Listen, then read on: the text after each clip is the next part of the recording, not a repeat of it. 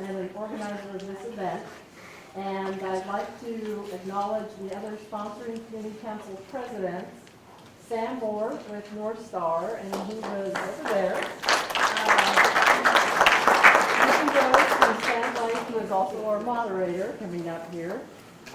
Jake Stang, I don't know if you're here, but he's from Spenard. And They can't hear. can you hear me? Can everybody hear me? Yes. Yes. Okay. Well, no, actually, no, we said it because we've got half a year.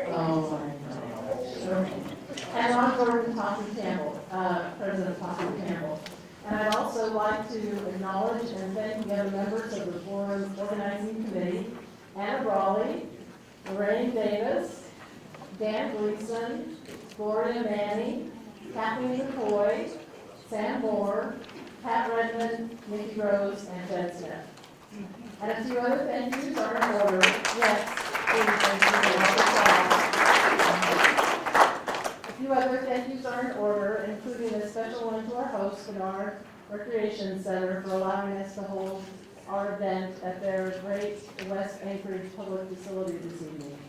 And many thanks to those who helped set up for this evening's event. That's always a big challenge. And a special thank you to the mayoral and school board candidates for participating in this year's forum. And of course, thank you to all of you for attending our event this evening. We also want to acknowledge and thank the following students from Teen Career Center, Film, Audio, and Television class. They're in the back of the room there. Michael Stallworth III and Slade Hallett. So please welcome them.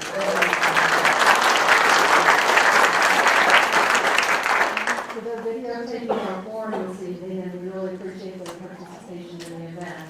And also thanks to Mr. Jeremy Blake, who's the instructor of the Teen Career Center class, for the collaboration that he did with us on this effort. So we know it's important to be as informed as possible as we vote. So many thanks to those in the back who are staffing tables and providing information on all the props and bonds on this year's municipal ballot. You may have already gotten some information on the new vote by mail program. And that will be used for municipal elections from now on. Because this is such an important voting change for our city, we invited the municipal clerk, Barbara Jones, to provide a brief overview of the vote by mail process before starting our candidates forum. So before she begins, please turn off the ringer on your cell phones. And Barb, we welcome you and thank you very much for coming. You're welcome. Thank you. As a former community council board member, Turning it.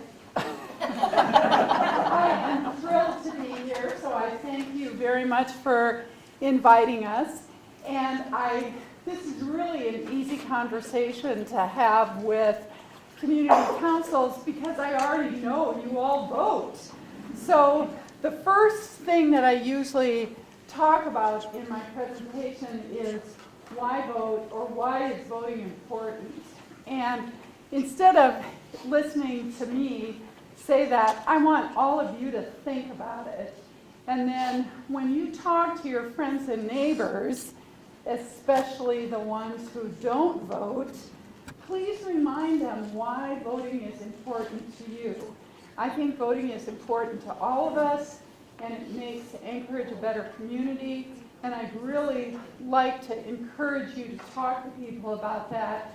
And keep in mind, I think vote by mail is going to make it easier for people to vote. Oh, you can't quite hear me? Okay, I'm sorry, thank you. So, the next thing that I'm going to talk to you about is what is vote by mail. Vote by mail is simply an alternative ballot delivery system. So, instead of going to a polling location and getting a ballot, you're going to get a ballot in the mail. And so I'm going to have to set this down because I want to talk to you about how to vote by mail, and I'm going to show you what your vote by mail package is going to look like. So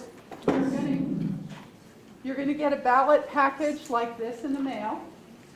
This is called the outer envelope. Inside, you are going to have a return envelope. you're going to have a security envelope. This is what keeps your ballot secret.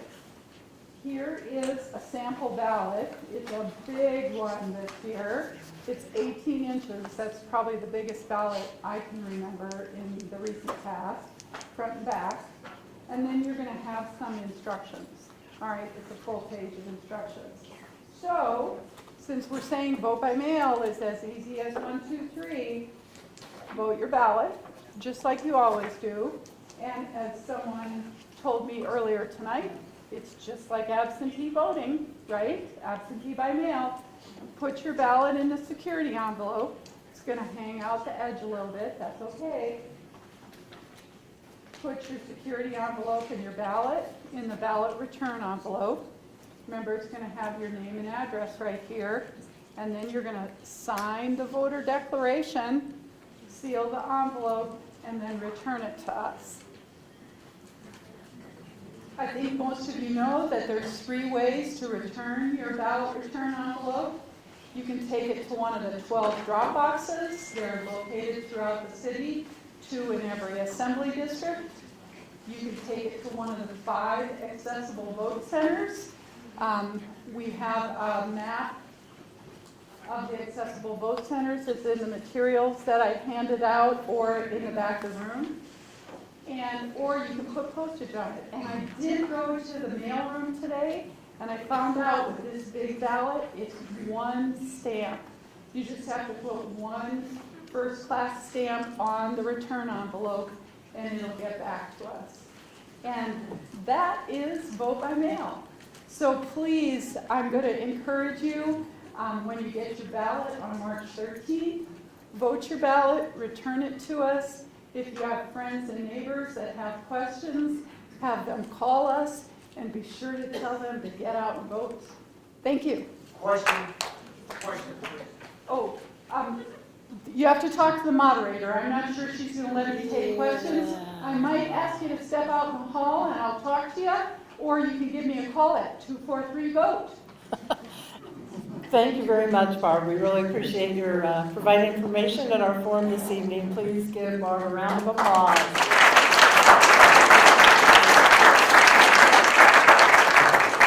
And I apologize, we really don't have time for questions, so as Barb said, if you want to chat with her out in the hallway, feel free to do that if you want more information.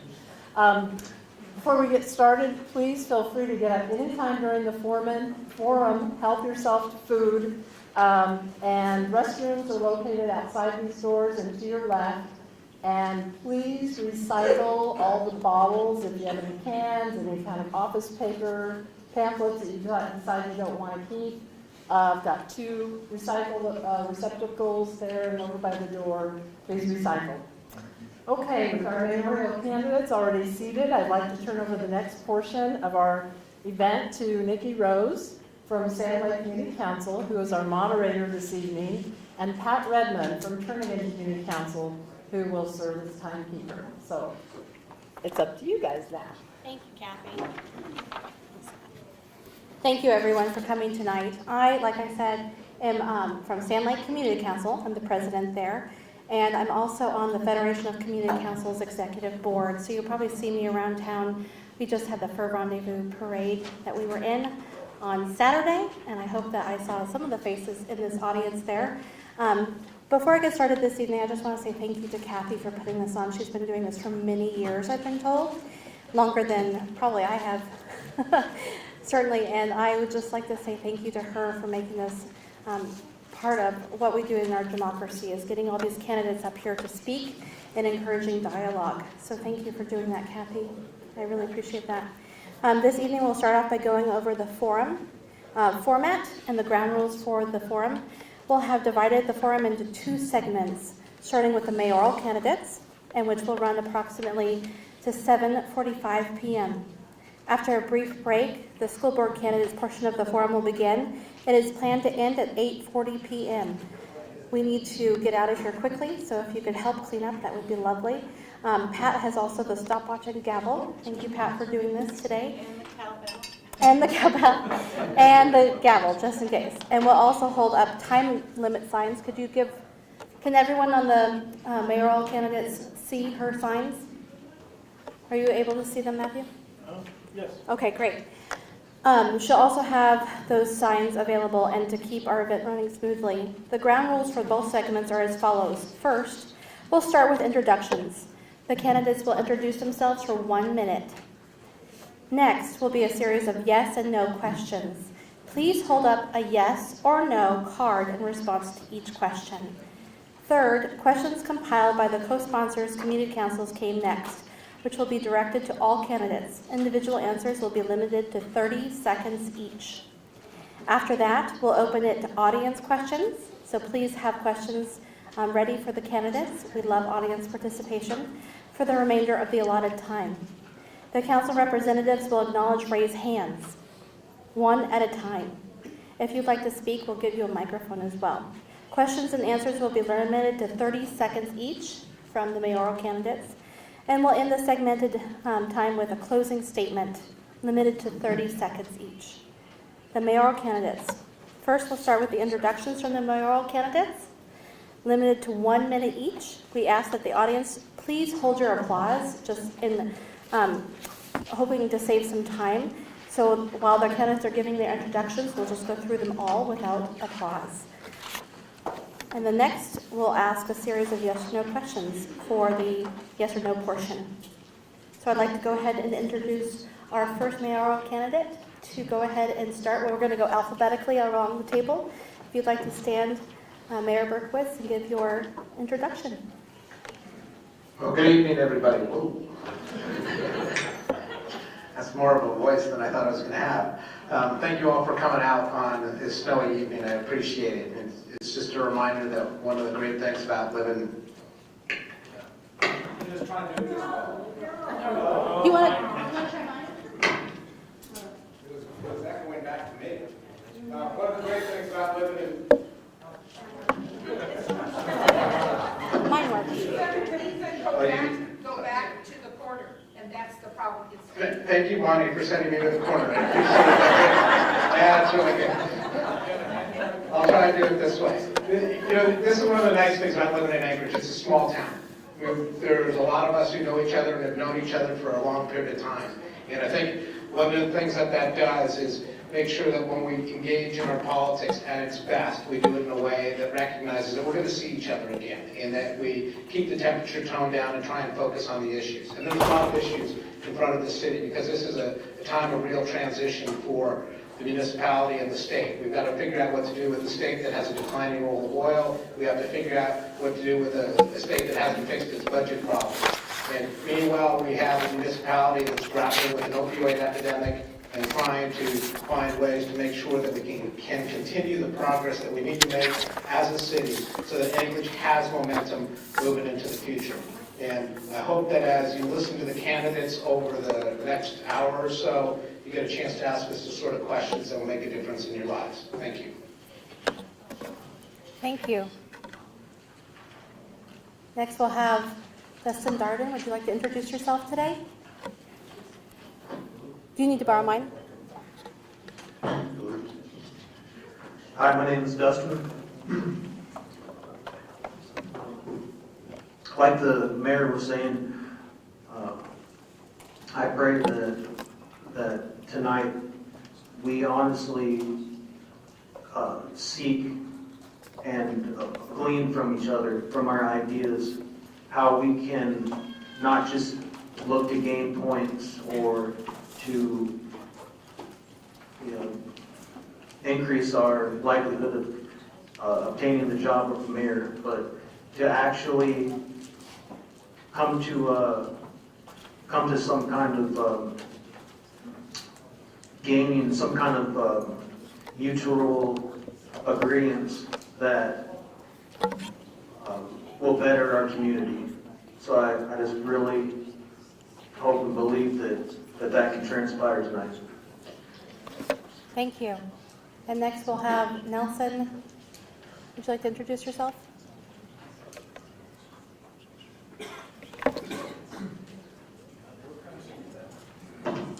Good evening. My name is Nelson Godoy, and I want to thank the community councils tonight for making this event possible. And thank you very much for all of you to have me here. And the reason that I ran for mayor is to make the Anchorage a prosperous city.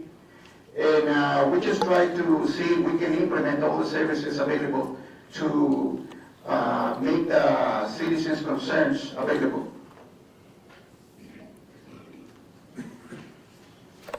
Thank you.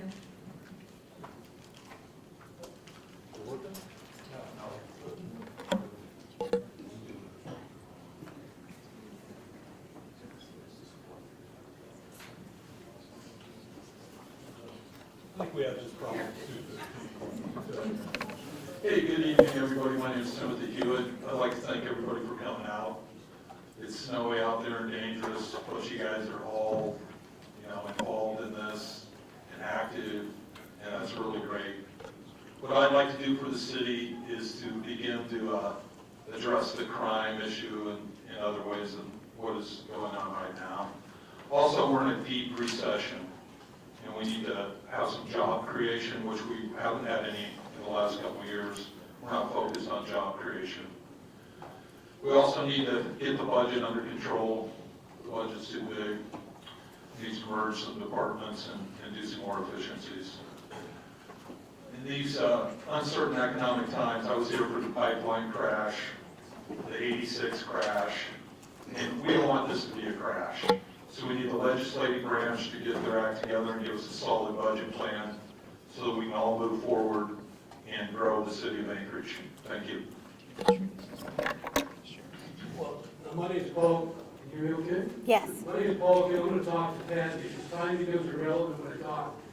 So I'm going to get right into it. I'm Paul D. Kendall, the mayoral candidate, and if you elect me, the first thing I'm going to call for is a multimedia platform public participation discussion. We're going to open it up. I'm going to put a camera in my office. When I'm done, everybody will be able to be mayor in this city. I'm fed up with the secrets.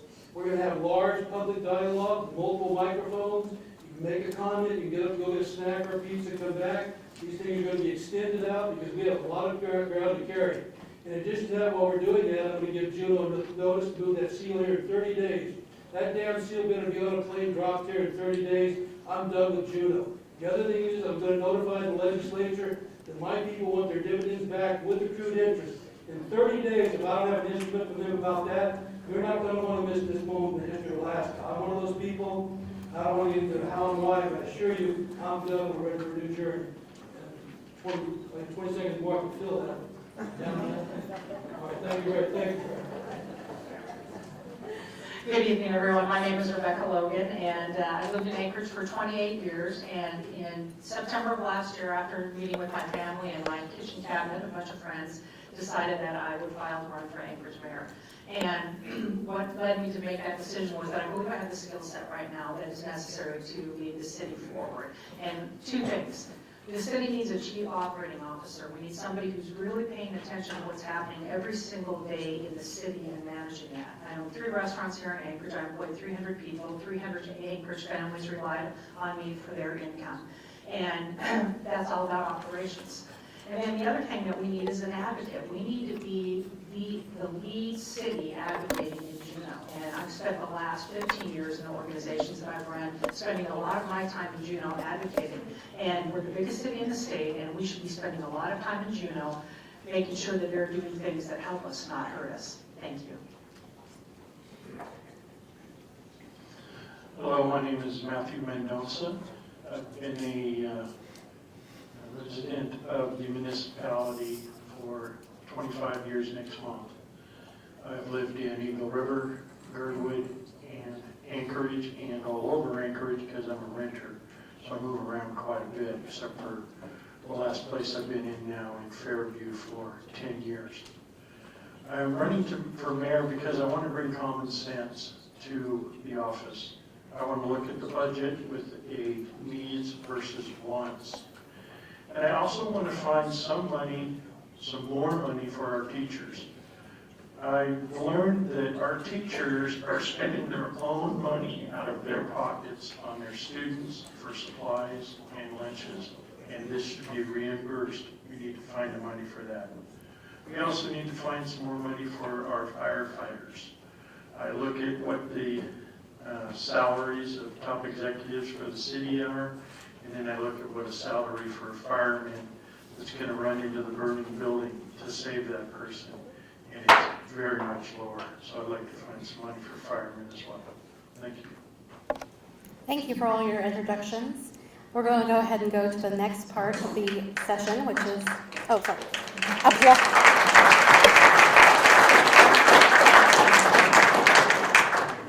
Thank you for all holding your applause for that. We're going to go ahead to the next question and answer session, which is the yes and no section. Just get ready with your yes and no placards and just hold those up long until the next question so that the audience can see them. The first question, before declaring yourself as a candidate, have you ever attended a local community council meeting?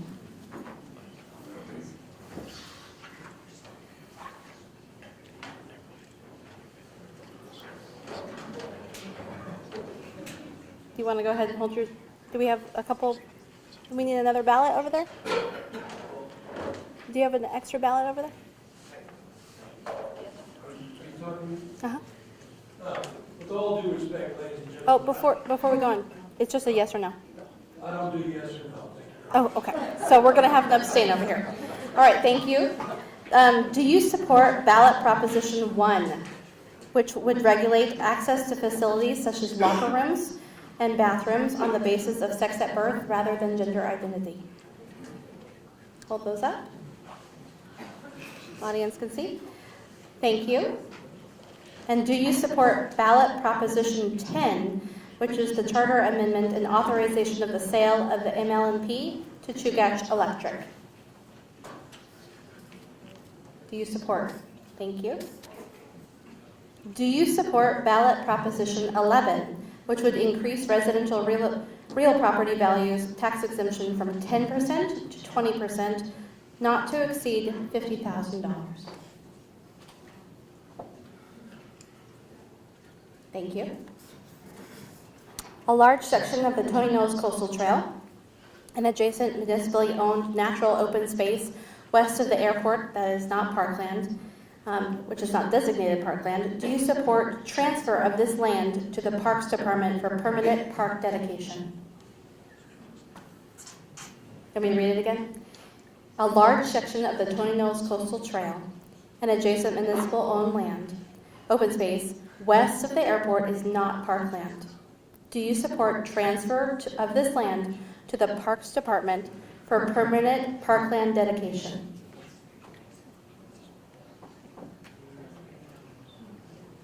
We have some abstains. Okay, so those are your answers. Thank you.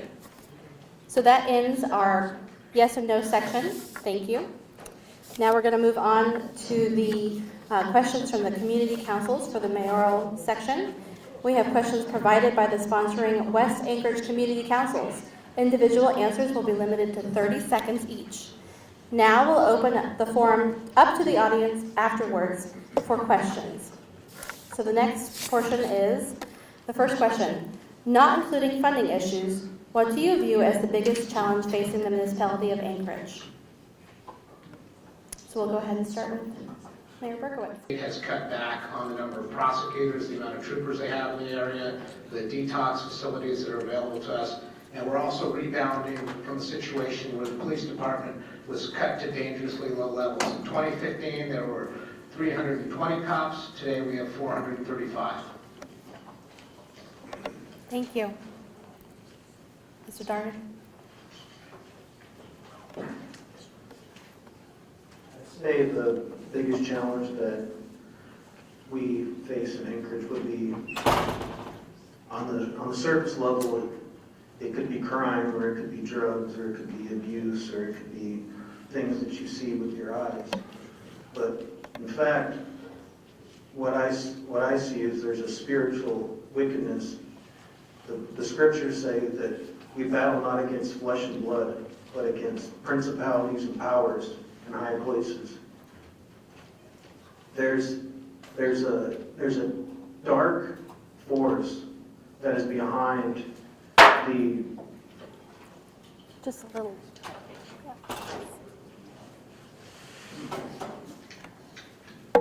Okay, my answer to this is, everybody knows that the city is full of crime all over.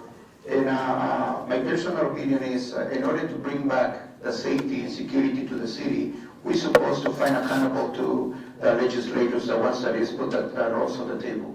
So we, as the people, we're supposed to bring these people into the table and make sure that they will change the SB 91 in order to the city be safe. Because if we don't do the SB 91 or they depleted that one, you know, the crime will still, not even if we put 100, 2,000 or 3,000 policemen on the streets, if we don't repeal the SB 91, nothing is going to happen, nothing is going to change. So we have to bring all these issues into the table. Thank you. Yes, I would be happy to restate the question. Not including funding issues, what do you view as the biggest challenge facing the municipality of Anchorage? Well, I think every one of us has been affected by the crime issue. And that's probably the number one issue. I think it's police strategies is part of the problem right now. We need to try some other things like patrols in the neighborhoods, which all community councils voted in favor of. Also, we need to do proactive traffic enforcement. That's how we get criminals. Of course, it's no fun for the people that are legitimate, not breaking the law, although they might be breaking a traffic law at that time. And I also think we need proper spiritual leadership. And I'm not advocating for any one religion. I just think that that's an important part of any leadership. Thank you.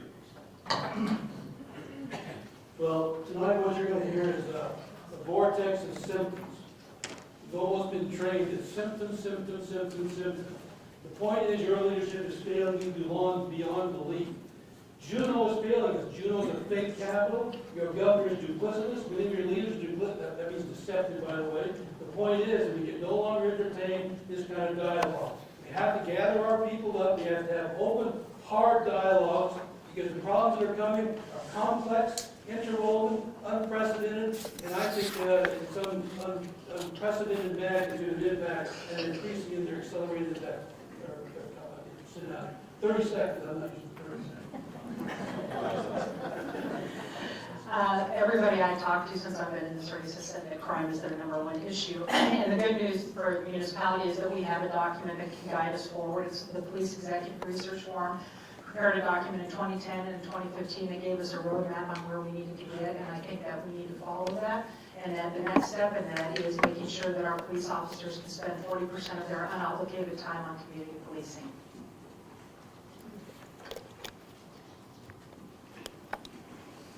I'm going to have to echo what Mayor Berkowitz said. The biggest problem is our crime and the opioid addiction. Our police force is a very fine police force, and they're doing the absolute best they can. But part of our problem isn't the police, it's the courts. Courts are letting people off with small sentences or suspended sentences. Nonviolent criminals are getting off, and it's not a deterrent for them. Thank you. The next question, if elected, what would be your first action to improve public safety in Anchorage? Mayor Berkowitz.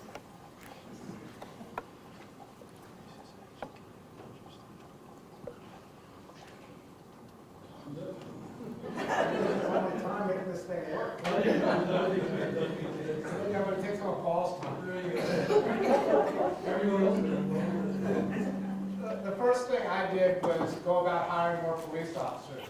And what we've done now is, as we have a larger force, we're able to deploy them in ways that we were unable to do before. We've instituted community foot patrols in 4 communities, including Spenard, downtown Fairview, and Mountain View. We're reaching the point where staffing levels are such that we can make sure that there are police officers that are assigned to each of the community council areas, and so we'll be able to enhance community policing in that respect.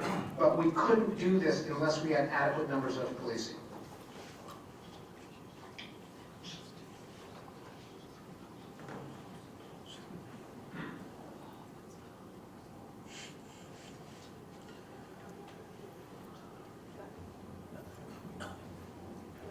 You want me to? So you can start. I'm going to start you then. might run out of time. Okay.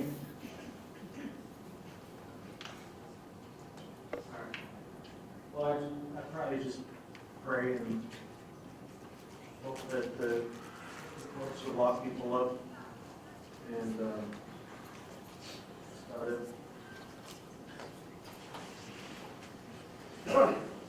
Okay, what I believe is we do have a very fine police officers on the streets, but the problem is, like I said before, they got their hands tied.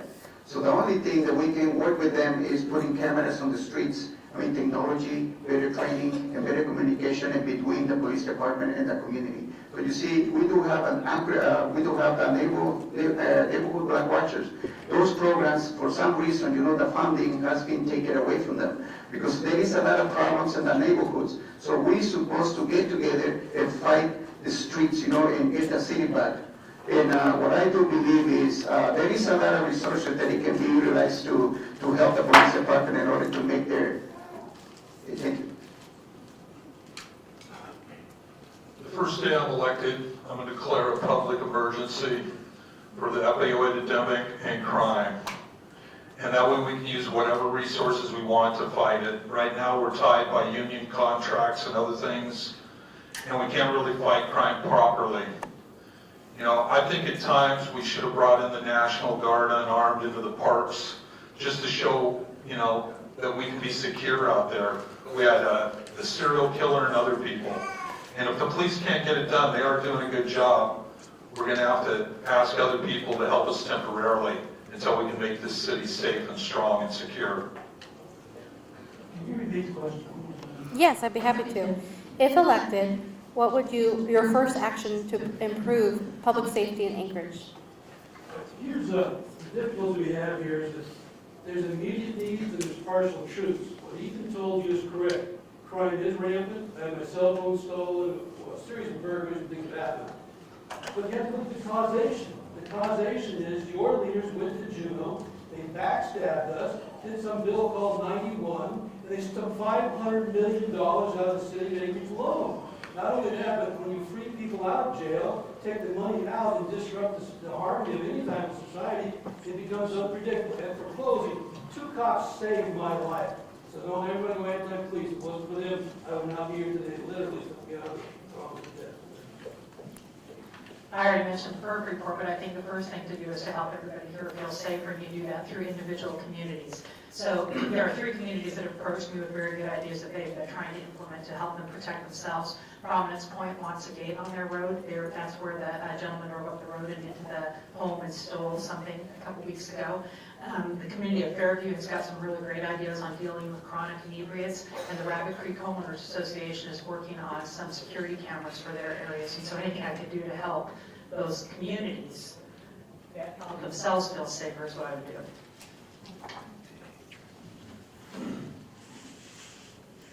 As mayor, I'd like to put it to the public. The public needs to help our police department. When you see something going on, don't ignore it. Call the police department. Help them. We are their eyes out here. They're all over the place, but they can't be everywhere. I myself have seen somebody trying to break into a neighbor's car across the alley from me twice. I spoke up both times, and he ran away. Thank you. Our next question I'm going to address, we're going to change up the format a little bit and go to the next candidate and then go back around. We'll end with Mayor Berkowitz this time. The next question is, do you support a local, broad-based tax to generate additional revenue for the city? And if not, what services would you cut to balance the budget?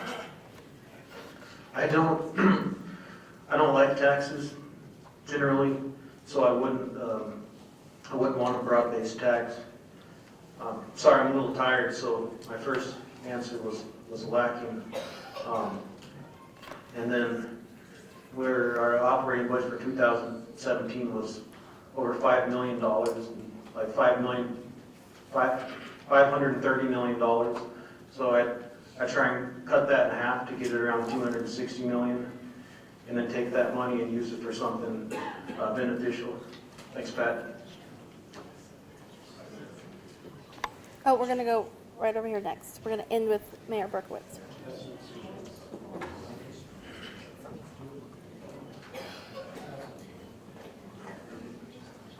Can you repeat the question, please? Absolutely. Do you support a local, broad-based tax to generate additional revenue for the city? And if not, what services would you cut to balance the budget? Yes, I do support.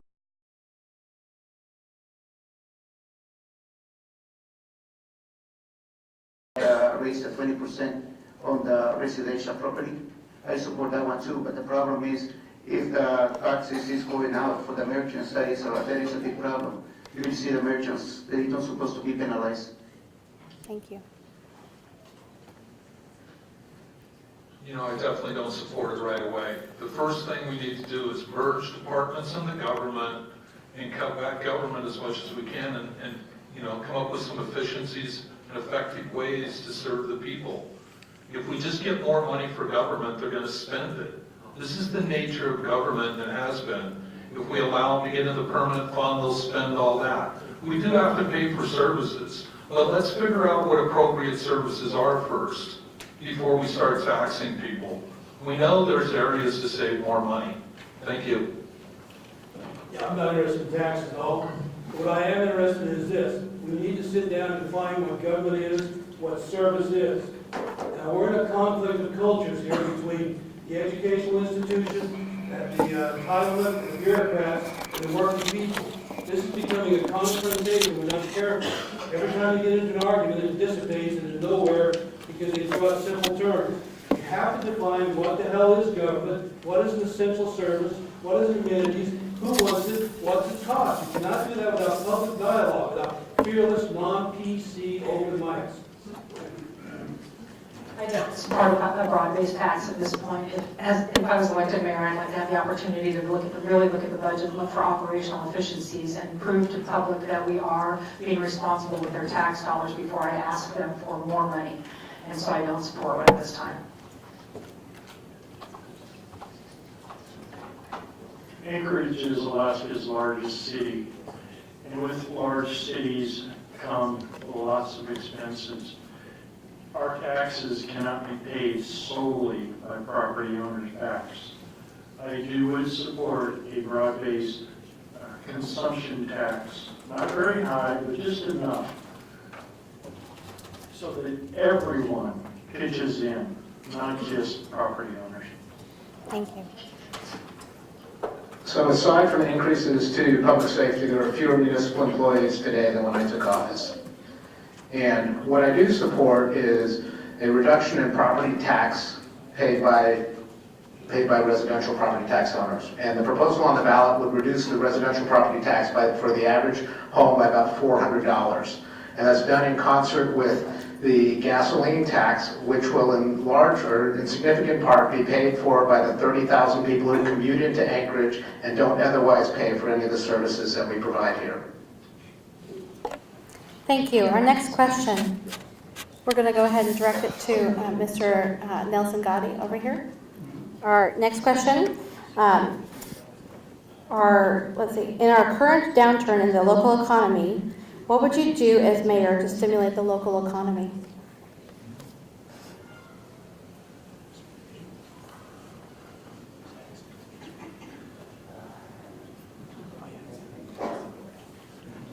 Well, the first thing that I will do is I will invite operations to come into the state or the city of Anchorage, to open business and open employment. Another resources that we can use is the recycling program that will allow the residents of the city of Anchorage to collect aluminum cans, and they can collect 96% of the aluminum cans, bottles, and plastic. And that will be an incentive, for the city to get clean and get green. And there will be some money that they can be put in the pockets of that. Thank you. I think at this time, there's not a whole lot we can do to spur economic growth. I propose a $5,000 PFT stimulus check. We've already taken $2,000 from the citizens. We're going to be having about another $2,000 available this year. Just add $1,000 to it. There's plenty of money in there, even if we end up using some of it for government. I think that's the only way to immediately stimulate the economy and spur it. This is a deeper recession than people want to admit. And this is an opportunity to get the money flowing in the system. The people will spend the money, and it will work. There have been many comments here tonight that need to be interrogated, explored, added to, challenged. We have a wide array of communities in this great city. We are the hub of this great state. And we just can't do it in these short moments of 2 hours. We need an all-day platform. And don't think I'm disrespectful. I feel your warmth here tonight. I'm grateful to be here. The first thing I do is that damn Capitol. There's no Capitol, it's a fake Capitol. These people hang out down there. Nobody wants to participate. You can't get agendized. You can't get a stimulus. Nobody wants to fly here and then fly to staff down to the remote area. Those people are hemorrhaging us. If we don't, we are the capital of this great state. So what's your camera? I'm being the timekeeper. I think we can do things to stimulate the economy right now. We're coming out of a recession. We've got 16,000 small businesses in the city, and we have to protect them. And, they're going to get hit with the gas tax on March 1st. I had a gentleman tell me yesterday that's going to add $3,600 to his bottom line. We can't do things like that, so we can't tax people. But we can certainly look for opportunities to repeal any regulations that are cost prohibitive for them, or to do things to help them so that as we come out of this recession, they can hang on for a little bit longer. Anchorage is a winter city. I think we should promote more winter activities. And if possible, have the Winter Olympics here. Keegan Randall just won a gold medal. She practiced and ran races in Kincaid Park. Let's bring the Olympics here. That'd do wonders for our city. So we got a couple of ways of stimulating the economy that are ongoing and in the hands of the voters. The first is to pass ballot measure 11, which would give residential property tax owners about $400 to $500 extra disposable income. Next, let's make sure we pass the bond so we can be sure that we're continuing to build in the city and making sure that people who live here are employed here. But we also have to remember that this is a time for us to keep growing and that we have to be willing to invest in ourselves. And we cannot be afraid of what's ahead of us. These are not hard times by Alaska standards, and we should embrace them and stop being afraid of them. Oh, you got one more. I agree with what Paul Kendall said, that we should really honestly push to get the Capitol here in Anchorage because they're eating our lunch down there and we don't even know what's in it. We just get what they give us. We gotta show some backbone, as a city and kind of use our influence as, whoever becomes the next leader in the city to encourage that move, to where we're actually getting something done. Another idea I have. Thank you. Our final question will be directed to Timothy Hewitt first. If elected, how would you weigh community council and public input when making decisions? If elected, how would you weigh community council and public input when making decisions? I think that's the number one thing that we really need to have is communication between the citizens and government. I would try to have a forum at least once a month or as often as I can and bring together all the leadership and get everybody's opinion about where they think we should be headed. I'm not going to be the king of the city. It's your city. I'm just going to help you guys get it going, I know it sounds pretty easy going, but it's true. It's the citizens we represent, not really businesses or anyone else. You guys are the city, the citizens, and that's who we should represent as politicians. Thank you. If elected, how would you weigh community council and public input when making decisions? How would I rate them? How would you weigh them? Wait. Yes. In your decision. On burglars. He said there was times I just stole $1,000 of my money twice. I don't know where you people are at. That's a damn hard time. And not only that, but I'm going to avoid the direct question here. I was at a teachers' union meeting the other night, and they asked me, what do you do about the $13 million short? And I said, well, sweetheart, no offense intended, You got a $13 million show, you got 50,000 children that you love. 50,000 children, they took $1,000 each, that's $100 million, and not a damn one of you stood up for their children. They took $100 million away from those children in Juneau. 60 people, there's 300,000 of us. And where was Berkowitz? Yeah, we need to be able to engage here. You need to turn them in loose.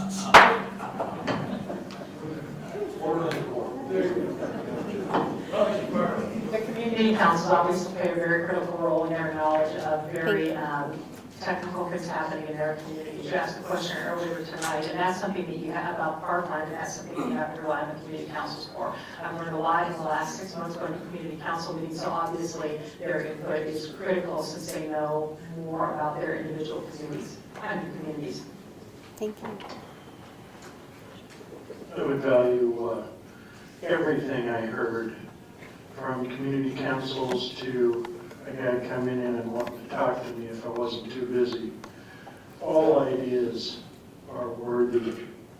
I believe democracy is a collision of ideas, and it is up to the voters to pick which one of us is best to fulfill those ideas. So I regularly attend the Federation Community Council meetings and make reports there, but my staff is at all of the community councils on a regular basis, and that's one of the ways we stay in touch. We're working on an ability for the police department to show up at all the community councils as well, but that's a staffing issue. And it is worth remembering that the community councils it's a great Anchorage idea, and it was something that former Mayor Jack Roderick helped put forward. And so as you attend the community councils, just remember that there's a lot of people who spend a lot of time thinking about how to make democracy really flourish in this town. So trust is earned, it's not given.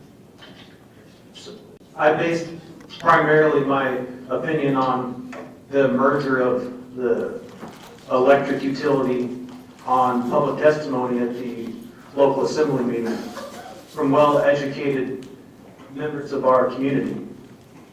I've heard other chatter about some global elitists that may have interest in Chugach Electric and the national power grid as a whole. And there's a lot of other stuff. But primarily, I base my opinions on the character of the community. So I keep communications open. Thank you, Pat. And I would have my door open to input and to transparency. I feel like transparency is just really it's not there in transparency. So what I do believe is the municipality is supposed to be open to the public. You know, we're supposed to get every 3 month meetings, you know, with the community, because the community is the best council members that we can have. All of you can bring, you know, the concerns and questions and problems that we have in the neighborhoods. Because of the way that we do it, you know, if you go to, I've been over to the council members meeting all the time, and then what happened? Nothing happened, you know, they just let the circle close. But if we open the municipality once a month and allow the people to come into the municipality and express their problems and concerns, so that it will be a best option, you know, that we can see the real problems that is happening in the neighborhoods. Thank you. Our next portion is going to be audience, so please be thinking of your questions. Raise your hand. I'm going to go ahead and call on a few of you.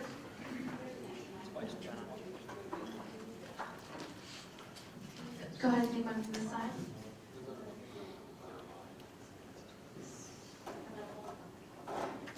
More mics? So my question is to Kurt.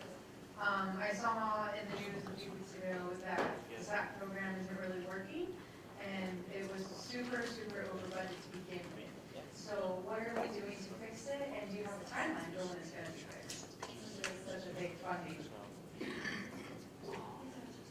So for background, the SAP program is one of the things that I inherited as mayor. It's the software program that pays people and pays bills. And it was initially forecast to be a $10 million program, which was frankly totally irrational and illogical. And by the time I got to be mayor, $50 million had been spent. We went live with it in October, and it has been a bumpy process. We see the end of this, the hard part of the process in the near future. And I would say that we are contemplating all manner of action to make sure that the taxpayers of Anchorage are held harmless.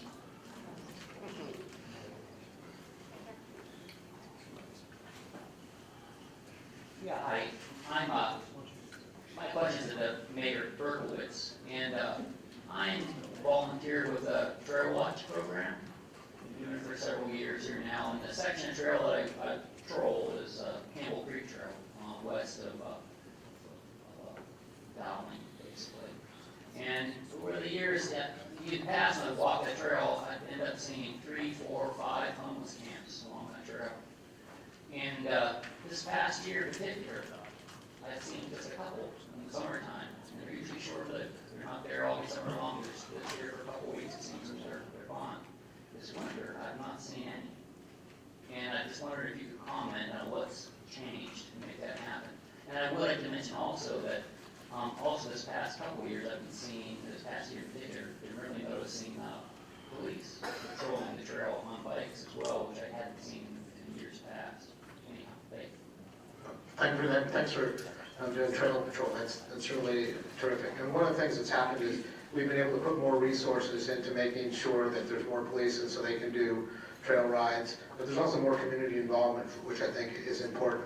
The question of what we're doing to make sure that there are fewer people who are homeless, and that resonates in terms of how many camps are seen, is as a result of sort of a long effort. But the short version I have in the 10 seconds that Pat's giving me is that we've been able to identify individuals by name and connect those individuals with services and with housing in unprecedented ways. We've been able to do it by forging alliances with the nonprofit and the state and federal agencies.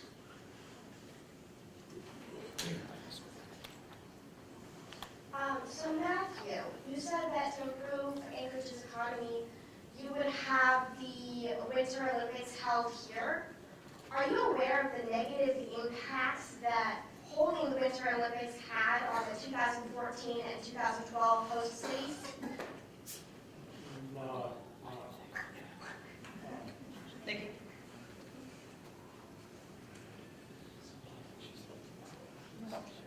Thank you. Just a very quick question. For those of you who said that you support the Proposition 10 for the potential sale of MLP to Chugach, if it is such a good deal, why are we changing the charter threshold of the public vote from 60 to 50? Anyone who said they support Proposition 10. Sam, thank you for directing that question at me. I appreciate you giving me that consideration. So what I'd say about this is everything we did was entirely consistent with the Charter and the Constitution of the state of Alaska, and if people had felt otherwise, I'm sure we'd have been seen in action in court. But what we did is this particular sale of MLP to Chugach is a very specific sale. And the reason why the 60% threshold was set up in the first place was at the time of consolidation between the city and the borough, the people of the city who invested in MLNP and built MLNP and built the equity in MLNP didn't want the wider borough to sell that asset off. Well, we've had that asset as a community now for 40 years, and it's been well amortized. So the initial reasons why that 60% threshold were in place are really not applicable currently. But also because this is a very specific sale, and if this authorization to proceed with negotiations doesn't go ahead, then it goes away. And I support the rejection of Proposition 10 differently. I support Proposition 10 to fail and to not pass. So I'll go ahead and speak on this as well. If you want some... My question was for those of you who supported yes on 10. Okay. So in-depth discussion, the lady in the room's dress before I spoke at the assembly meeting would be a great reference point. She's a member of our community.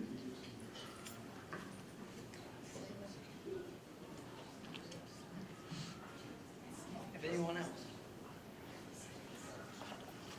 Through experience, one of the things I notice is when people are incarcerated here in Anchorage, we have a high percentage that are mentally, have mental issue problems. They're released, they're given their clothes to wear, there's no money, there's no pills, they're put out on the street. Anybody have a solution? Yeah. This is But I want a solution. Yeah. I don't want just an idea. I have a solution.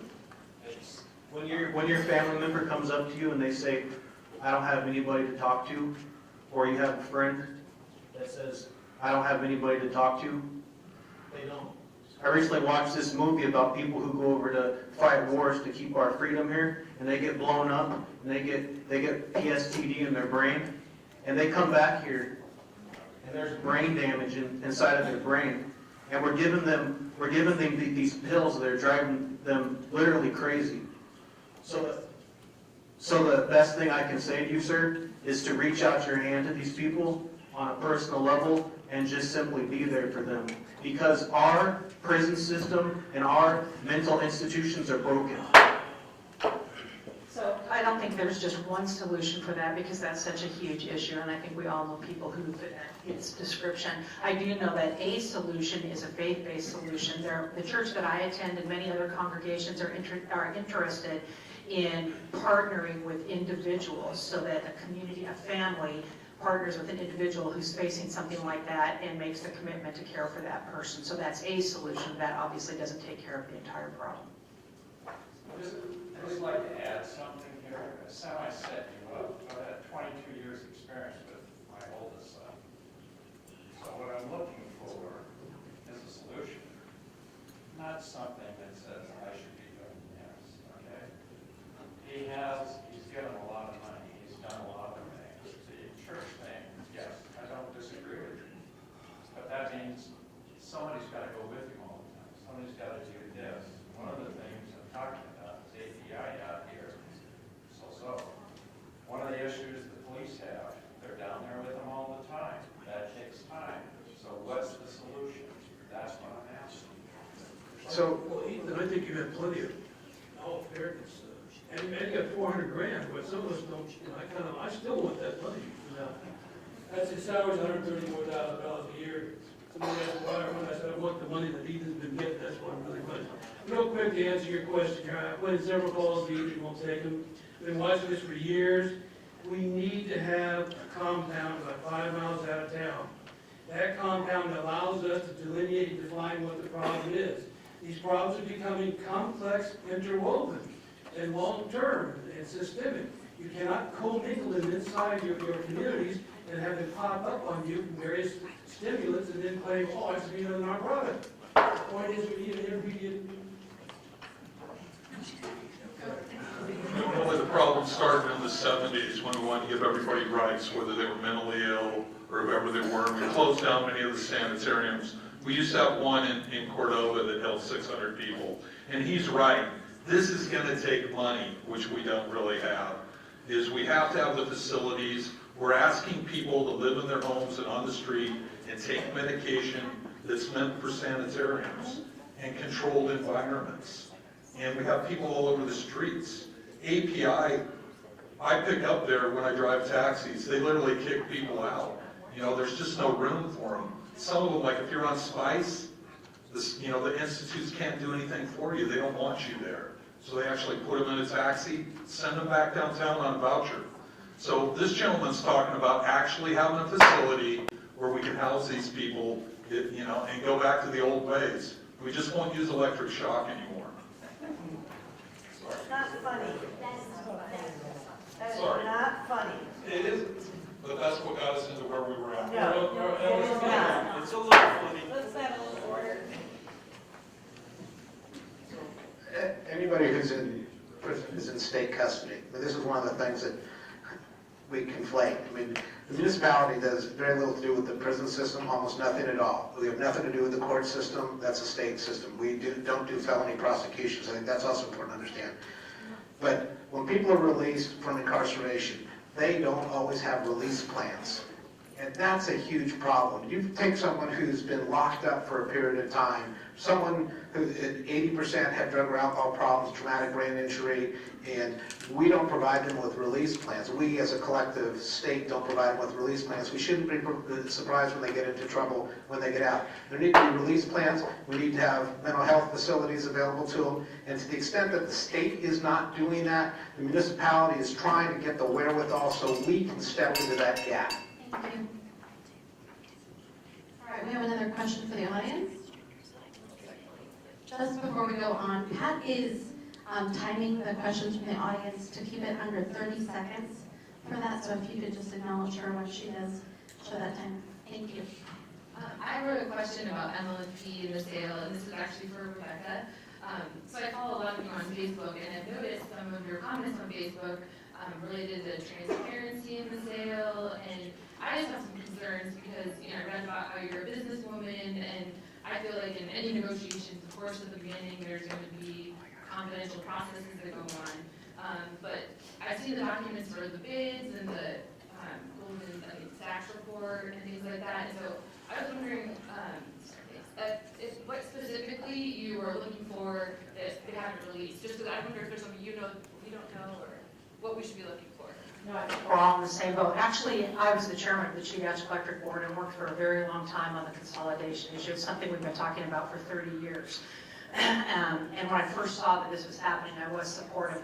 I don't like the process. I don't like what happened with the process. There were 5 other people who were asked to participate in a set of rules where it's determined about that participation, and those 5 people will tell you that those rules weren't followed. In my mind, that leads to lawsuits, and we don't need any more lawsuits. And so we have a clean process. And I also don't like the fact that the ballot will not tell people that we're changing the voting threshold. And I think that's not very transparent.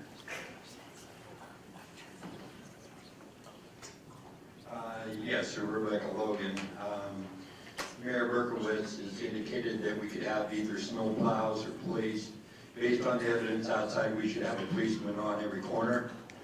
I would like to hear how you would actually direct the services of the city to pay for both policemen and snow plows. Sorry for Mayor Berkowitz. Me too. Everybody's complaining so much about snow plows.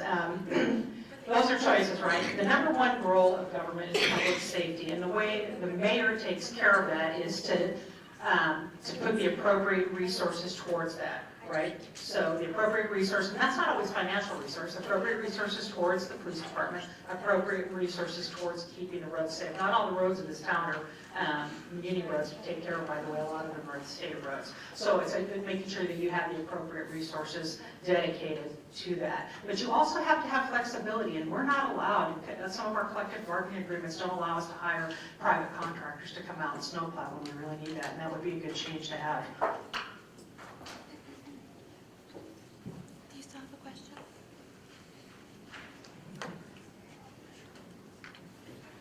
My question's to all the candidates. I want to know, do you believe we should treat nonviolent drug offenders as criminals or people with medical issues? Yeah. That's for all the candidates. Do you want me to repeat it? You said, do you think that we should treat drug offenders as nonviolent drug offenders, or should we treat them as criminals? Non-violent drug offenders, should they be treated as criminals or people with medical problems? What's a mental problem? Ask for clarification. Drugs we're talking about. I'm just messing with you, man. So basically, in a nutshell, what I believe is that we need to enforce the law. It's just like when you have kids, you discipline your kids when they do something wrong so they don't continue in the same behavior. We can't be allowing drug use in our city. What was your question exactly now? Is Non-violent drug offenders, right? Right. Should they be treated as criminals or people with medical issues? Should it be criminals or medical issues? Yeah. If they have medical issues, I'd say that's probably a separate thing.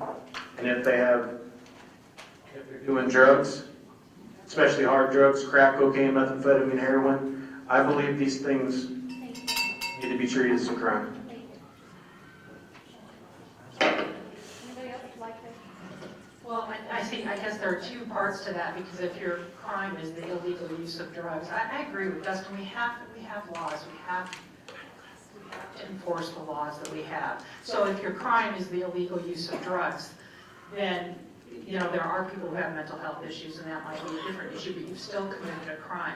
If you're on drugs and you're committing a crime, that's another issue, and we have to enforce the law. We can't allow these lower level crimes that are rampant in our city to continue to happen and have people feel safe. Petty theft, car theft, you know, the vandalism and shoplifting. And so if you're using drugs and doing things like that, there's a punishment for that.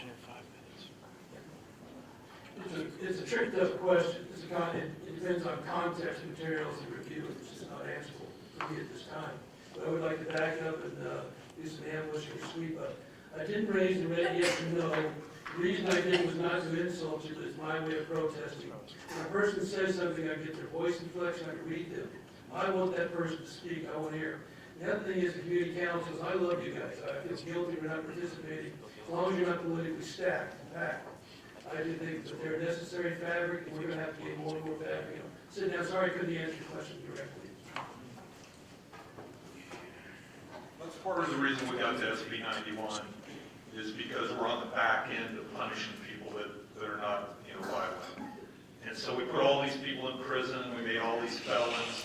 A large part of our community now is felons. You know, it might sound funny, they can't vote, they can't really participate. As a counselor, I found that out. But what we should have did in the beginning was have different kind of sentencing for people that didn't actually hurt other people. You know, ankle monitoring. I believe hard work would have been, you know, we ought to go back to putting people to work when they commit a crime. Not just community work service, but actually doing a service for us, you know, building something, doing something. So we probably shouldn't do what we've done, because we end up incarcerating too many people. But we do have to punish people, like she says, just in a different method. Thank you.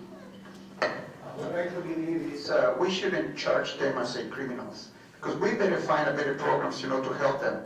Bring them into the clinics, find a specialist that they can be treated, because you see, the thing is, drugs is a big problem here. But it's not up to the laws, you know, to charge these people as criminals. We're supposed to come into programs that is supposed to help them, because if we don't create those programs or getting the funding into this, nothing is going to change. America is a nation of laws. It's also a nation of choice. You can choose to break the law, you can choose not to break the law. Mental health is a different issue. There's no choice there. So I do not believe that nonviolent drug addicts should be treated as mental health patients. They made their choice. They should live by it.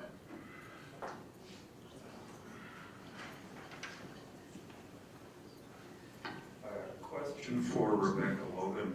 I was kind of pleased at the thought of the fuel tax targeting commuters who otherwise don't contribute financially to the community in a lot of ways, and yet you viewed it mostly as a hit to the bottom line of the businesses in Anchorage.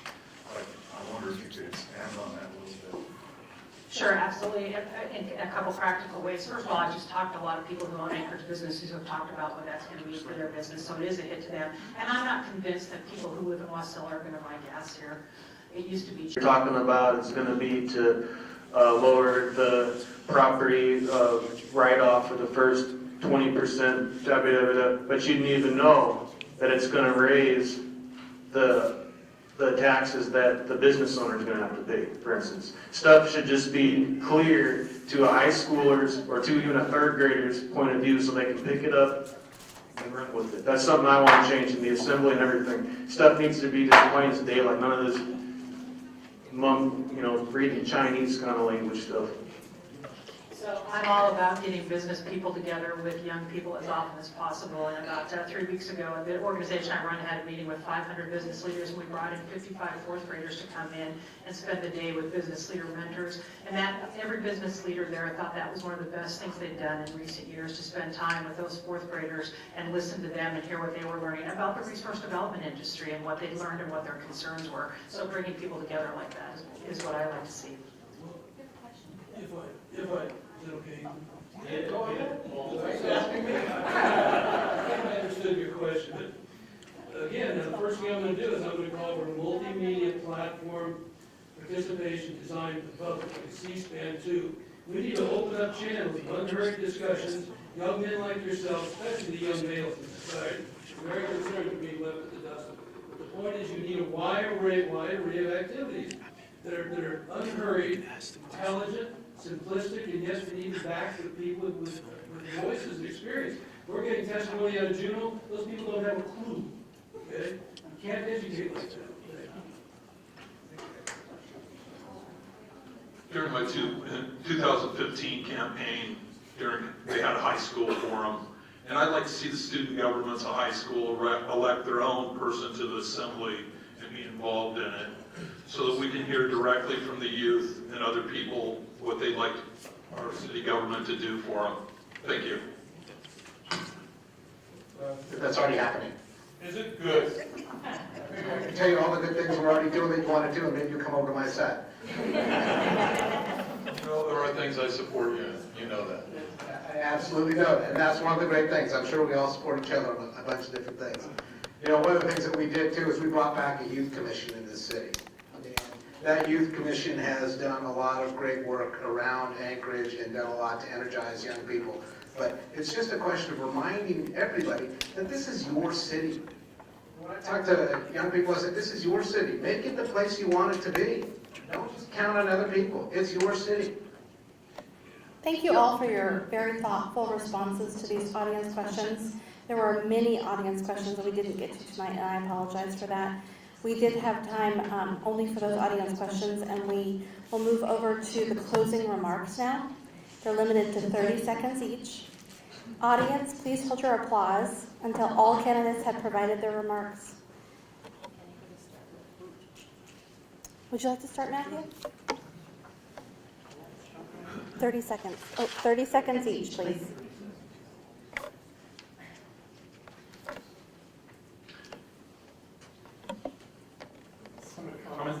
I'm a common sense guy, and I'm willing to do something that I know none of my other candidates will.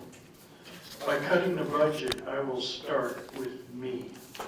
I will reduce my salary significantly by about $120,000. I will return that money to the budget to be dedicated to helping the homeless of our city. My only income is Social Security disability. I get by on $1,300 a month living in a rent city. Expensive, but I can do it. Thank you. Thank you all very much for the opportunity tonight, for what you do with the community councils. I really didn't think people would be here tonight because of the roads, and it's great to see everybody here. LoganForMayor.com is my website. There's detail there on how you can contact me, how you can send me an email, and I respond to all of those emails, and my phone number's on there too. So if you have more questions for me, please feel free to call me. And again, thank you very much for the opportunity. Thank you. Yeah, I'm going to give that a shot. I'm going to motor this out. You ready? First of all, I think closing comments should be done first by the two status quo candidates, Mr. $400,000 Ethan Berkowitz and the accomplished Ms. Logan. So let's people have a chance. This should go first. Now, to repeat where I'm going to go here, I'm going to call for a multimedia platform. We're going to open this place up. I'm done with secrets. I'm done with non-disclosure agreements and confidential and executive sessions and all that. We're going to put a camera in my office so everybody can get there. Jeez, 30 seconds, that's a killer. I've got to go dog an electric shock machine or something. Thank you. Anyway, thank you. It's a great council. Thank you very much. 3 years ago, I'm going to have an open door policy when I'm available. There's a lot of trips I'm not going to go on that I think are a waste of money. I don't need to go all over and see everybody. And unless it's really, really important. We can save money that way with the travel budget. But my door's gonna be open to each and every citizen, as long as they're not dangerous, which we won't know. I don't know if Ethan will be able to come by, but I think he will. But that's gonna be my policy. You're all welcome to speak to me, and I'm not gonna say, hey, I'll get back to you in a few days, and we'll have an appointment. I will be available for you. Thank you. Well, the only thing that I can say is working together, we can empower the community. And the only thing what we may have to do is go April 3rd and vote, make the changes and make our voice be here. That's the only thing that I have to say. I really encourage prayer for our city, and I believe that it really will make a difference. And I'm encouraging just to think about that, just to pray for the little things. And also, I'd like to build a tower downtown and then make a zip line that goes across the inlet to Point McKenzie. And start with that, and then just make it tall enough to where ships can go underneath it. And I also want to make some sweet jumps that are covered. In the winter time, like we got a skateboard park out here. I think we need an indoor skateboard park because that's what I do with the skateboard. Thank you. So actually, I like Dustin's zip line idea, but I don't want to get back from Point McKenzie. I'm coming back this way too. There was a time where Alaskans weren't afraid to have big drains. And when we did the impossible as a routine, we have got to get back to that time again. I hear people talk about all the reasons why we can't do things. We need to understand that we can do what we set our mind to do. And I want Anchorage to be the place that leads that kind of change. I want Anchorage to be the kind of city that people look to and say, we want to do things the Anchorage way. Because we're doing things in a way that no other city can do. We're doing it in the state that is unlike any other place. And it's all because of people who live here. So thank you very much. Thank you. Let's give them a round of applause for the West Texas candidates.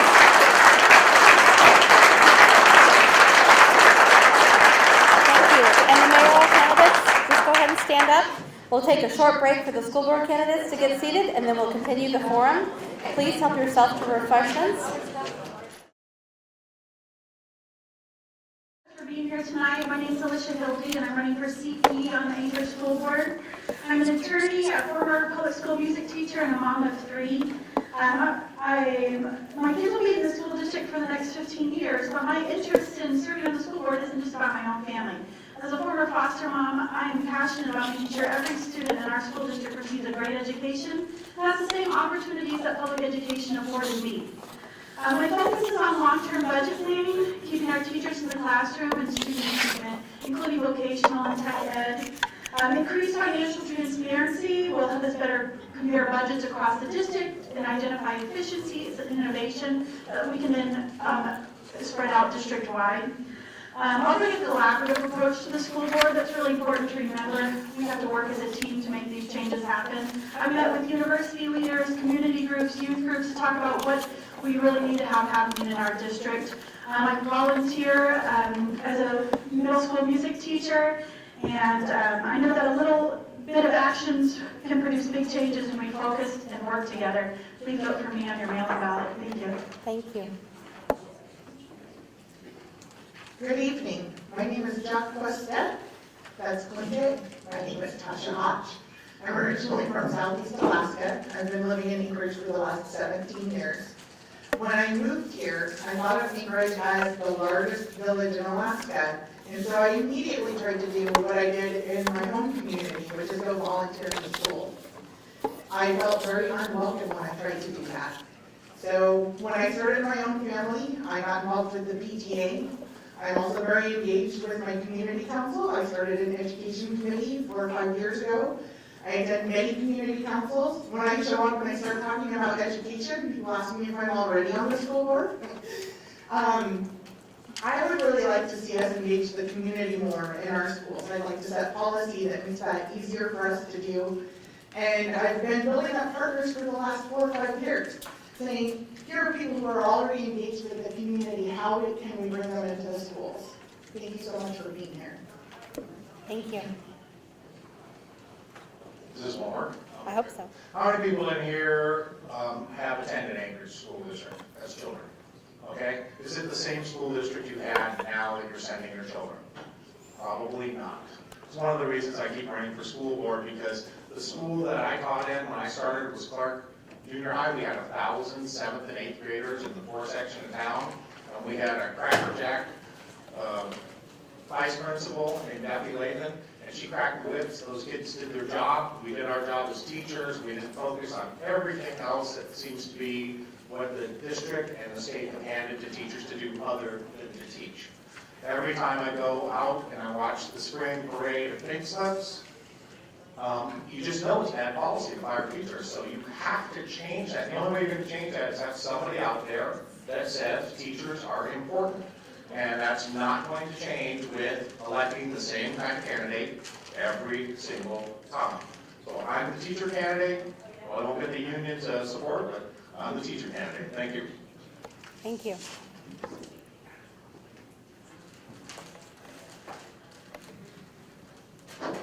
Sounds like it must be working. Thank you very much. My name is Don Smith.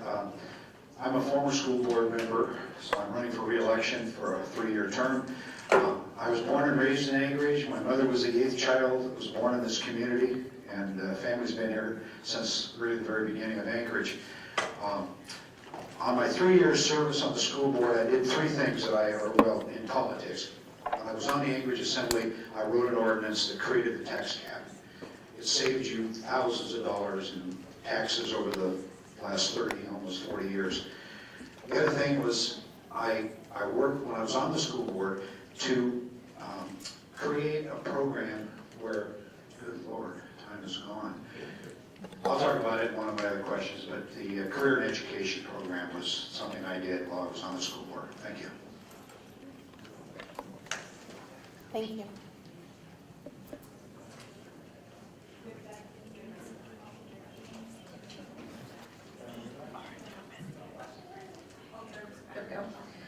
Hi, good evening. My name is Elisa Snelling.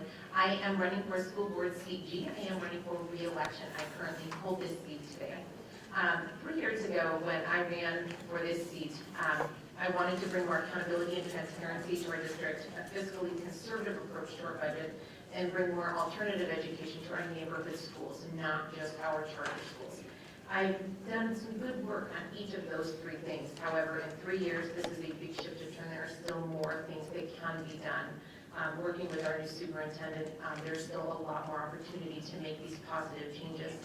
I am an Anchorage born and raised, citizen, team member. I have 3 beautiful children that all attend the Anchorage School District schools, and my goal is to just continue to keep building a quality education for all of our children to be raised in our community, because we all.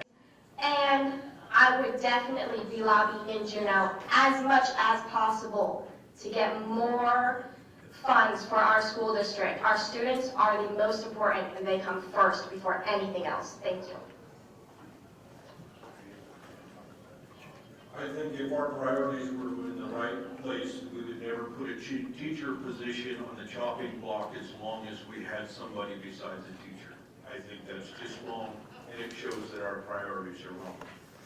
Just to think about something, the school budget for a town of 364,000 people is somewhere between $536 million for the operating budget to over $800 million by the time you do the bonds.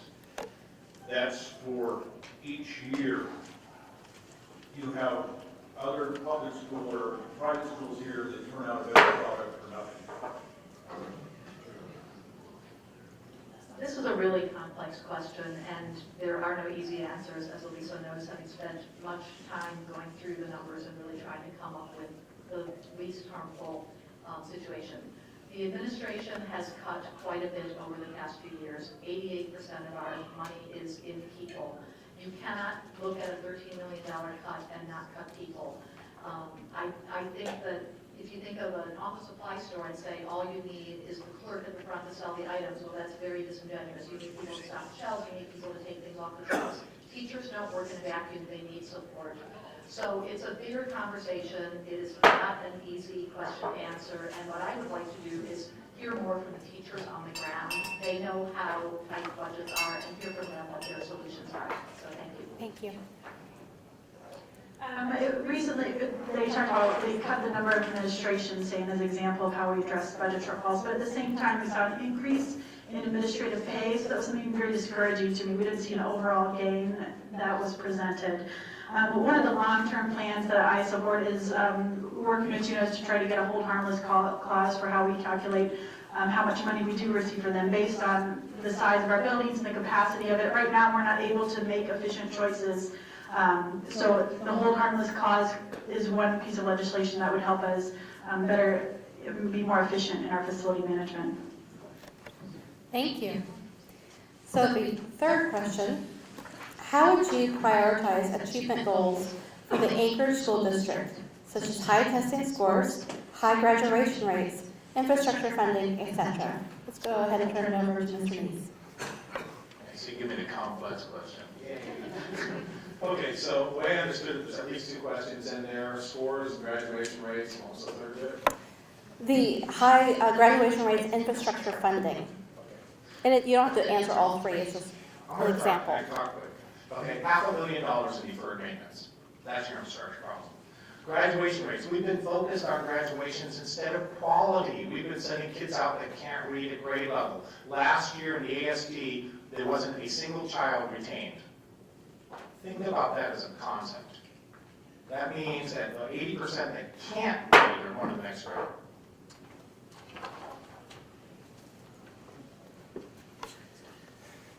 Well, being a member of a board of directors, which is exactly what we're all trying to get on, requires people to make some tough decisions, and we are facing some very difficult financial times.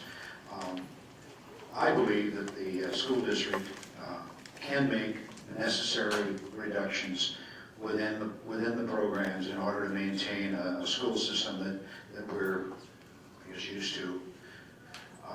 It's time, so I'll try to catch it up. One of the things that I've learned as a mother of 3 children is that all 3 of them learn very, very differently. And one of the things that we need to be able to provide for all of our children is the means and method for each of them to learn in the mode and capacity that they can achieve their highest goals, so that when they go out into the community, whether it is to college or whether it is into a trade or a practice here in the community, they are fully and truly equipped. And right now, I don't believe we have enough options that meet all of our children's needs, and that would be one of the things I would focus on. If we have time, should we bring that one? So one of the reasons that I advocate for finding room in the budget for preschool education is because there are many studies that show that kids who go to preschool have higher test scores, higher graduation rates, they stay in school longer on average, and even after school they're less likely to commit a crime, they are less likely to get government assistance, and they're even less likely to become pregnant as teenagers. All of these things help boost our schools and our economy. Thank you. I think probably one of the best things that we would do is put standards in place for each classroom, for each grade, and have them pass a competency test for each class. And if they fail, then be held back. That just pass them by because it hurts their self-esteem just doesn't work. They've tried it for years and it's totally failed. And I think that's the biggest thing we could do. Thank you. Would you mind repeating the question, please? Absolutely. How would you prioritize achievement goals for the Anchorage School District, such as high testing scores, high graduation rates, and infrastructure funding? Well, in terms of infrastructure, we need safe schools for our children. That's just a baseline. Test scores and achievement, graduation rates, hopefully, if the tests are the right kind of tests, one leads to the other. But I do agree that if we can get our children achieving well early, that helps us in the long run. However, we have kids who are in 10th and 11th and 12th grade now, so we need to help those kids too. I think a lot of it comes back to personal connections and people having belief in those students. I do agree that we need to take a look at how we take care of kids who haven't reached the basic levels that we need to have reached. Please hold your applause. I think we've had an overemphasis on graduation rates. Of course, it's an important metric, but the reason economists use it is because it captures something larger than just completing high school. Jessie Diggins, one of our dynamic Olympic team members, right, that cross-country skier, she talked about they got their goal because they trusted the process. They didn't focus just on the goal. They said, we're going to do the process and know that the goal will come with it. So when we're focusing on our students, making sure they get the best education day in and day out, the graduation rates come with that. That's where I'd like to see our focus. Infrastructure, we have a disparity of infrastructure around our districts. Some kids are in brand new schools, some are in ones that need some significant repairs. That would be a priority for addressing.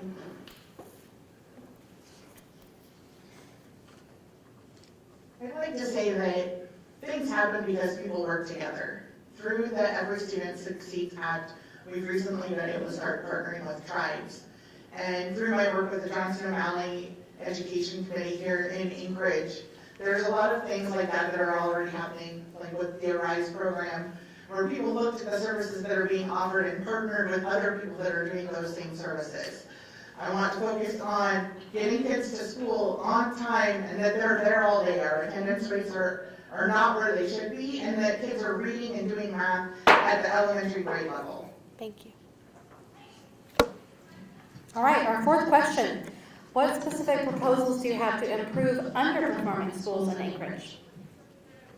And that would be directed towards Ms. Smith. Don? Yes, sir. What specific proposals do you have to improve underperforming schools in Anchorage? The problem we have is, in my opinion, and watching for 3 years on the school board, is that people seem to be looking for some kind of a cookie cutter approach. Everybody's going to be equal. Everybody's going to come out the same. And that just isn't realistic. You are going to have extremely bright children who are going to excel in school. You're going to have some that are not going to do very well. We've got to try to afford the opportunity for all the students to have the best education they get, but you can't create a cookie cutter student when it's all said and done. Thank you. One of the things that the district has recently implemented this past year is instructional coaches. And it is to help our teachers better understand what they're teaching from a higher level. I'm looking forward to seeing some of the results over the first year, especially in some of our schools that need them, which is where a lot of the coaches have been put. One of the other things is you do have some schools that are performing, well to, really well, and others that are not, and to have a better collaboration between those teachers and principals so that you can find some of the places where things will work, to Mr. Smith's thing where sometimes they do, sometimes they don't, and so having that opportunity to better network.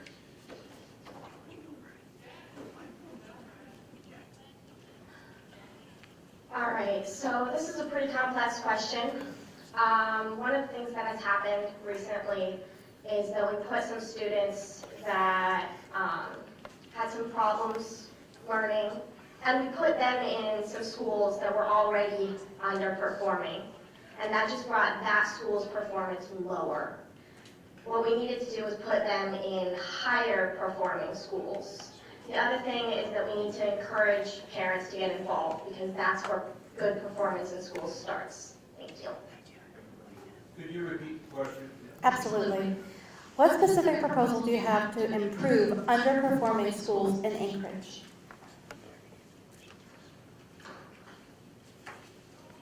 That's kind of an interesting question. First of all, you have to have some sort of standards, and I don't believe that we've really identified standards.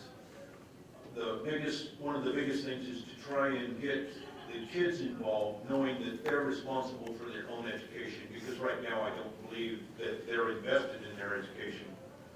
And if we can convince them that having a good education will improve their future, I think they'll become more invested in it, and that should improve our schools. This is such an important question because there is such inequity between different groups of students. The number one thing that improves student performance is high-quality teachers. We need to make sure that the schools that have the greatest needs have really high-quality teachers there. We need to make sure that there's strong leadership in each of these schools, and I think that the district is on its way to improving training for our school principals and having really strong teachers with strong principals and asking each site to take a look at with their community what they need. I think can help boost that. There are many, many other 3 seconds. Well, we have a lot of great innovative and effective programs happening in our district. So first we need to work on identifying those and making sure we're sharing that best practices across the district, collaborating together. The teachers had some trauma training last year. We're a trauma-informed family, something we deal with every day in our family. That's a unique skill I'll bring to the school board, understanding what children who experience trauma really do need in education, something I'm very passionate about. Streamlining the process for community organizations to be involved. I've talked to community groups, specific things we can do on streamlining that process to invite more people to come in and make up some of the difference that we lack reading any community group. True. I reside in one of those neighborhoods that has a number of underperforming schools. I live in Mountain View. And in my conversations with the teachers and the principals there, and my experience with my own son going to school there, is that our elected officials don't come and show their support for what's happening in the school, or encourage people to do better than what's already being done. And we have a number of working families that it's challenging for them to come out there, and they're not being encouraged to see value in what's happening. And that in turn has our kids thinking that what they're doing isn't that important. And I think that it starts with us. Okay. Our underperforming schools historically are Title I schools. I talked to the principal of Clark, actually my principal in North Anjou. She said, if they would just quit sending me only Title I students, I wouldn't be starting a year and a half behind in 7th grade. I said, why are you letting them into 7th grade if they're 5th grader and a half year? She says, I don't have a choice. They get moved on because parents can choose to move on. There's no barrier between 3rd and 4th. There's no barrier between 6th and 7th. There's no barrier between 8th and 9th. There ought to be. Mastery. Thank you. Let's go ahead and give them a round of applause. We're going to go ahead and end this session. And I'd like to open up this time to audience questions. We have a question. We're going to go ahead and queue up, so if you'd like to go ahead and have a question, please raise your hand, make eye contact with me, and I'll tell you which number. I see hands going up, so we have questions. Let's go ahead and go in the back. I probably don't need the microphone. I want to ask each of you a very simple, very timely question. Not so much in Anchorage, but nationwide. Do you, yes or do you no, think school teachers should be armed with guns? Why don't we start at no? No. Thank you very much. Thank you.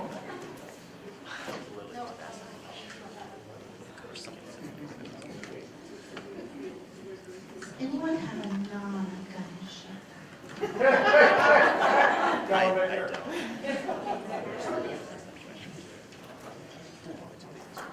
If I'm correctly paraphrasing Dina Mitchell's response to the underperforming schools Louder, put your microphone. issue, is it true that the best resources should be allocated to the most needy schools? For example, the best teachers, the best principals? For anyone.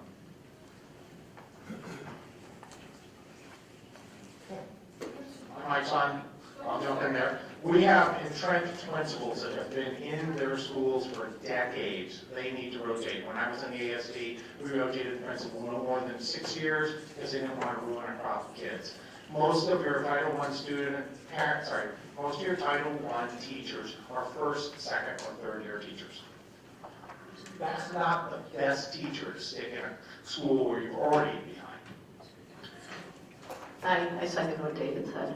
Ideally, we would be mentoring our teachers, our new teachers. We would be encouraging every teacher to strive for excellence in providing really quality public or professional development. When Title I schools have 60% for second and third year teachers, that's not in the best interest of those students. Yeah, I agree with most of the things that Dina says, and I definitely agree with what she said about that. Thank you. I think if you wanted to change it, you'd have to get rid of the way we elect the school board right now, because the school board's elected at large. The same people vote for everybody, and those people have a definite preference for certain schools. If we did it the same way that we elected the assembly, then each member would have schools in their area, and they could fight for the teachers, and they could fight for the resources for those schools. And we don't do that, which means if you live in West Anchorage, you're going to have really good schools, followed by South Anchorage, and if you live in the Northeast, it's left over. I do not have a preference for a school that I want to be better than another one. It's critically important to me that every kid in our district goes to a safe, a well-equipped school. So in that case, that part has to be equal. Getting our great teachers dispersed around, that comes from principals. That's what our superintendent focused on in our last school district. She's trying to make it a focus of this one. When we have great principals in our schools, that draws great teachers to it, and that equips them to better do their jobs, whatever building they're in.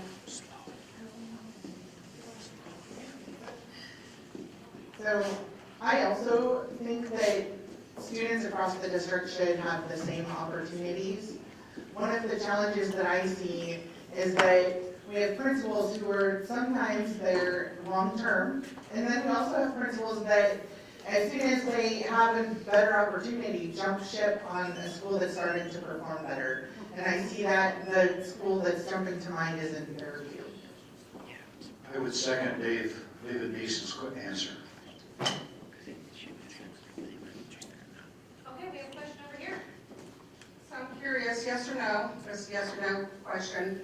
On March 24th, students across the nation are planning a walkout. As a school board member, would you support that, or would you discipline students that would walk out? Oh, yeah, that's not a yes or no. Oh, sorry. Would you support Would you support this? Would you support the walkout on March 24th? No. Are we supporting disciplining them? That's a yes or no question. Are you supporting disciplining them? Thank you, and I would like to get one more question in before we go. I have one right over here. I am so sorry, we are out of time tonight, so we have one more question. I would like to know, this is a yes or no question. The group, do you support right to work laws for public school teachers? Yes, Janice is going to let us do that. Do you understand what a right to work law is? Yes. Yes, thank you. And this is what the question was? Right to work. Should public school teachers be forced to join a union, or should they have a choice to join? Okay, that's different. Ask that question, my heart will change. So are you saying mandatory union now? Phrase it, yes, no. Let's go ahead and give him a moment to Okay. rephrase. As a public school teacher, should a public school teacher have the right to refuse to join a union? And a public school teacher doesn't want to join a union. Thank you. Thank you so much. We're going to go ahead and end the audience questions for tonight in terms of time. Thank you so much. We'll give them a hall. Give a 30-minute break. A round of applause for those.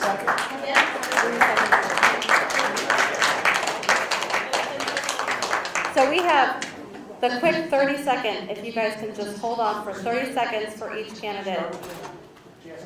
That's true, Dina hasn't got to start. Go ahead, Dina, and we'll go ahead and let you close for 30 seconds. Well, yeah, my name is Dina Mitchell. I am absolutely a passionate supporter of public education. I think it serves many functions in democracy. You can call me anytime. You can look at bookdina.com to get a little more detail on what I believe. And thank you so much, Phil, for sharing your microphone with me. Thank you for coming this evening. I really appreciate the time, and thank you, Nikki, for the thoughtful questions, and Kathy for Pat and everyone for organizing. Well, I'm here to get your vote. The biggest thing that I'd like to impress upon you is that we can't continue to fund our economy through long-term debt. And that's what we're doing. That's what we've been doing. We We have unfunded retirement. We're spending long-term retired people in medical right now and their retirement funds. And you can't do it.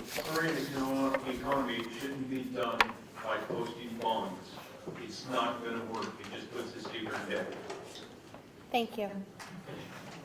So I fight for an exceptional education for all students, and I demand that the government work for the people, everyone.